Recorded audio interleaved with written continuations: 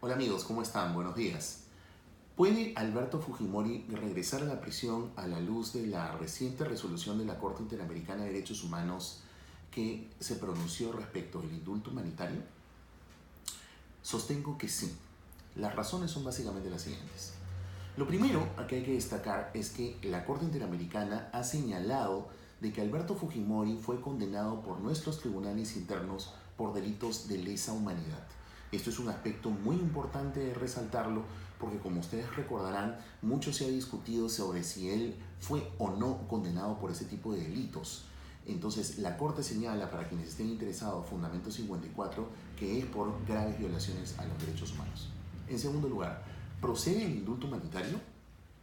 Señala la Corte Interamericana de que el indulto humanitario no es una figura que está regulada en el derecho internacional de los derechos humanos.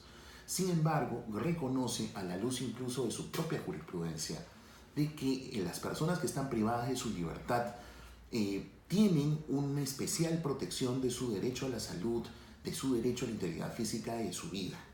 Y para eso el Estado asume una posición de garante.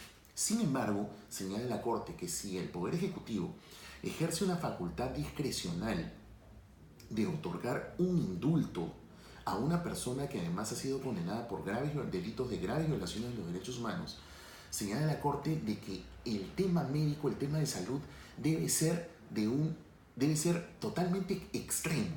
Para ello, quienes estén interesados, revisen el Fundamento 53.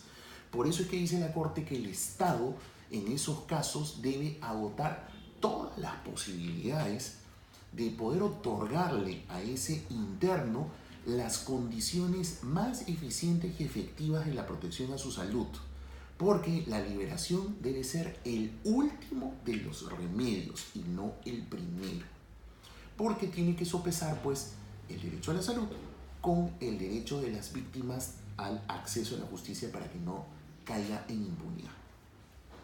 Lo segundo que señala la Corte es que en el control jurisdiccional, es decir, el control que deban hacer los jueces de una decisión discrecional como esta de otorgar indulto, tienen que analizarse 5 datos especiales. El primero, que se haya cumplido una parte importante de la condena.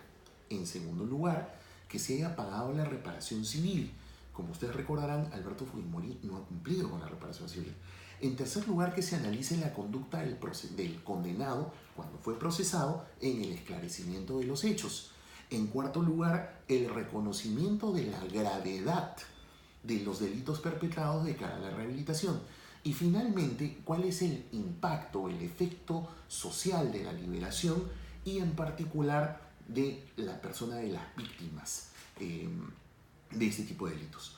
Finalmente, señala la Corte que en el caso concreto de Fujimori, además de todas estas pautas, se tiene que chequear de cara al control judicial de la decisión que otorgó el indulto, tiene que verificarse la objetividad de la Junta Médica, porque señala la Corte que la defensa de Fujimori admitió en la audiencia de que uno de los médicos de esa junta anteriormente fue médico de Fujimori. Y una de las cosas que a mí más me llama la atención es que la Corte señala que la Resolución Suprema tiene problemas de motivación, porque no ha señalado algo que la defensa del Estado dijo en la audiencia ante la propia Corte Interamericana, que es que la razón médica sustancial por la cual se habría otorgado este beneficio, este indulto, es básicamente un problema médico que se llama fibrilación auricular paroxística y no el problema de cáncer. Entonces dice la Corte, si ese fue el problema, entonces ¿alguien me puede explicar por qué no está en la Resolución Suprema? ¿Alguien puede explicar por qué no está en las actas de la Junta Médica? Entonces, por esas razones, definitivamente, la Resolución Suprema tiene unos severos problemas de motivación. Finalmente, ¿a través de qué mecanismo, de qué vía puede hacerse el control judicial? ¿Puede hacerse solamente a través del amparo?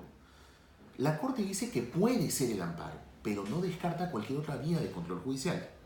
Señores, el amparo en el Perú es el desamparo. Los amparos están durando en la Corte Superior de Lima en primera y segunda instancia 3 años de duración. No lo digo yo, lo dice la Defensoría del Pueblo, informe 172 del año 2015. Por eso es que la vía más efectiva, creo yo, es un pedido de control difuso de ejecución de sentencia. Tal como se ha hecho en el caso Pativilca. Recuerden que en el caso Pativilca, una de las gracias que otorgó el presidente Kuczynski era cortar ese proceso en el que está involucrado Fujimori. La Sala Penal Nacional ha hecho control difuso de esa gracia, la ha inaplicado al caso concreto y eso ha permitido que Fujimori continúe siendo procesado. Lo mismo habría que hacer en este caso. Habría que pedir un control difuso de la resolución suprema a la luz de todas estas pautas expuestas por la Corte Interamericana que a todas luces se muestra de que no va a pasar la resolución suprema, estaría de muerte.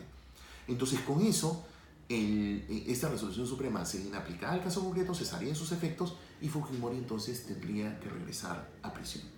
Ese creo que es el análisis que puedo aportar respecto de esta resolución que definitivamente va a dar mucho que hablar.